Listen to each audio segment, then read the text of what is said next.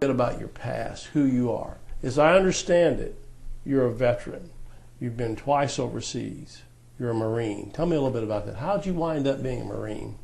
And what tours did you serve and what did you do? Well, very specifically, I got out of high school in 2004, and I worked for a year, and then looked at what was going on around the world, and saw how my brothers and sisters were volunteering to go overseas, and I loved my country quite a bit, so I figured that I kind of had a place in that. You wanted to serve your country. That kind of sold me. Yeah, absolutely, absolutely. And you were in Iraq and Afghanistan both. That's correct. What did you do over there? What was your main function as someone serving their country? Well, I was a combat engineer, which is 1371 in the Marine Corps. Very specifically, I was actually connected to a line company, Charlie Company 4CB, which is our shift is a little bit different. Lots of times, for instance, we attach to the infantry, and in Iraq and Afghanistan specifically, I spent some of my time building field fortifications, looking for IEDs.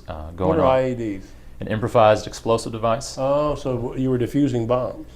Very specifically, I was finding them and okay. keeping other people from stepping on them. Okay, so you were saving people's lives. More or less, yeah.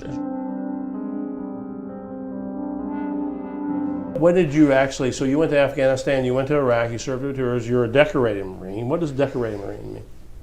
Oh, I mean, you probably have to look real specifically at the medals that I have, but basically just that you have different medals or ribbons that signify different things that you've done. Okay, so you serve, you're honorably discharged. Correct. You come back to America out of the service in what year? 2011. So you returned to America in 2011.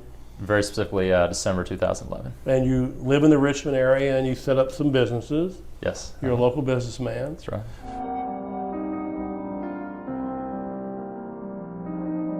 The thing that kind of precipitated all this is you're very vocal about some problems in the United States. You got on Facebook and your website and you wrote about articles I've read, by the way. Maybe to address this, and a lot of Americans I see today are going to the mall, they're shopping, they seem oblivious that there might be some problems with our government in this country, but you see problems. Basically, what problems do you see with our country? The rampant abuse of executive orders. Oh, yes. Well, a lot of people, both the left and the political left and political right, are concerned about executive orders. It gives the president dictatorial powers. Absolutely. I mean, it literally gives the president the ability to write his own laws. And that's what he's doing. It's currently what's going on in this nation.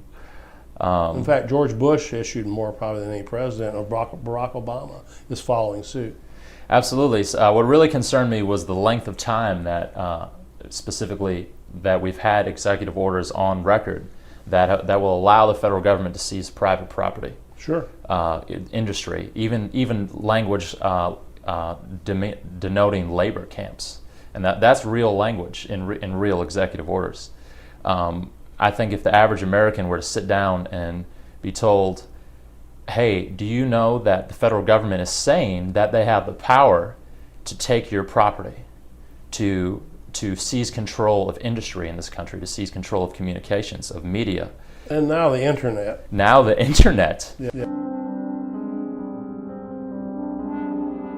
So you decided that you were not going to sit home, watch TV, and just let it go. So you went on the internet and you started saying some things.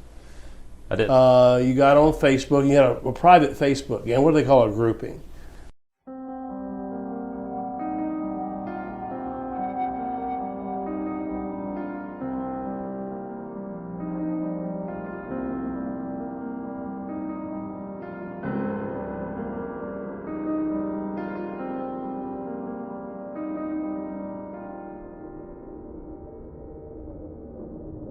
You said some things on your post. Supposedly there were some complaints that were received by the Secret Service and the FBI. And so Thursday, August 16th, you get a visit from some authorities. You will not violate my rights.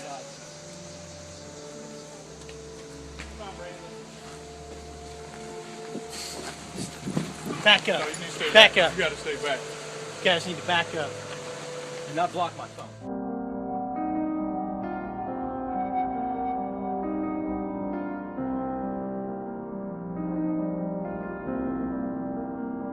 For my protection? Okay.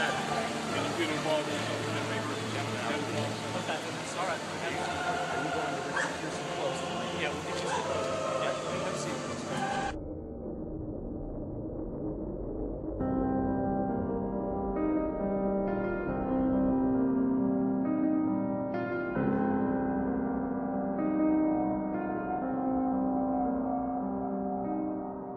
Did they have a warrant for his arrest? No warrant for his arrest and no search warrant. Here was the key, because the police arrived and said, he said, "What crime have I committed?" They said, "Sir, you haven't committed a crime, and we're not charging you with a crime." And they haven't, and they're not going to. I've talked to the police and the FBI, and they say he committed no crime.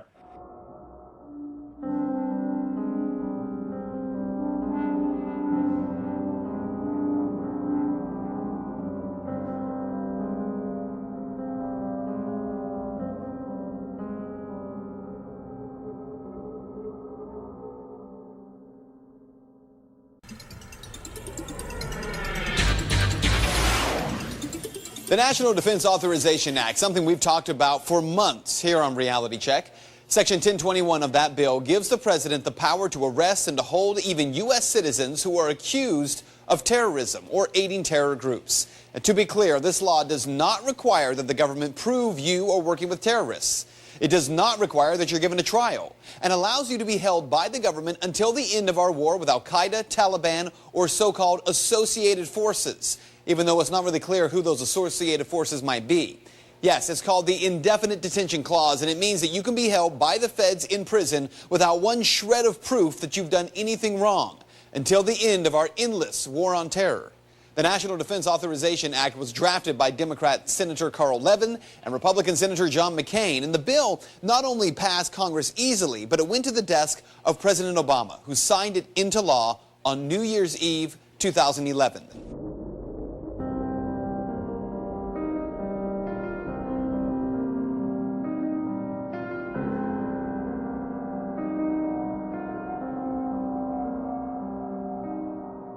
And now with the National Defense Authorization Act coming into effect this Thursday, the law that many fear spells the end of American democracy grants the government and the military unprecedented powers to detain U.S. citizens indefinitely without trial.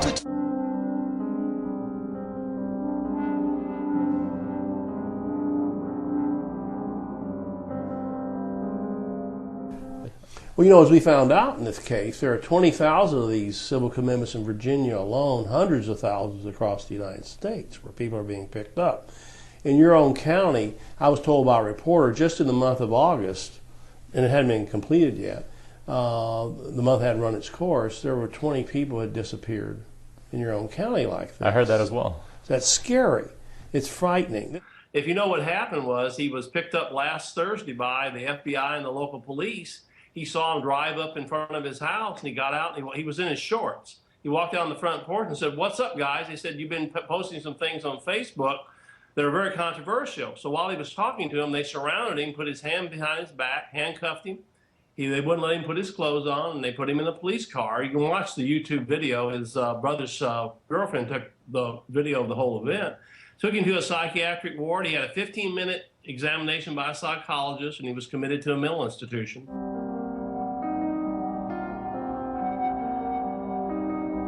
He's been put through hell for a week. In fact, he was threatened today by some psychiatrists at the psychiatric hospital.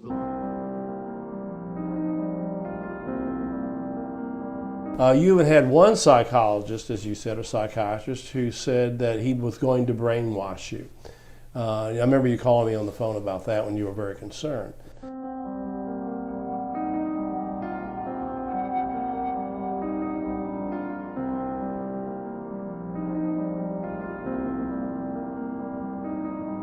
You've served your country well, you're a businessman, you're an upstanding person in your community. How did this impact you physically and even mentally, let's put it that way?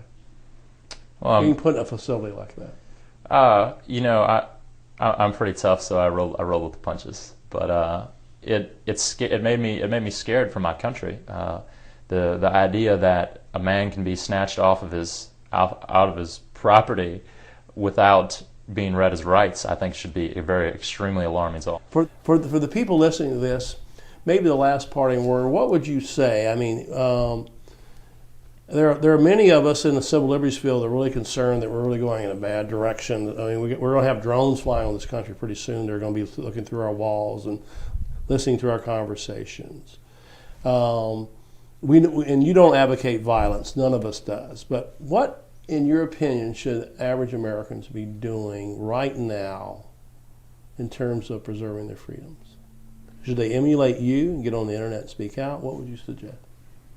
I mean, the first logical step is to educate yourself. And at this point in the game, if you're not, it's probably very dangerous. Emancipate yourself from mental slavery.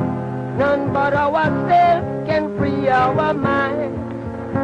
Have no fear for atomic energy, 'cause none of them can stop the time. How long shall they kill our prophets while we stand aside and look? Some say it's just a part of it. We've got to fulfill the book. Won't you help to sing another song of freedom?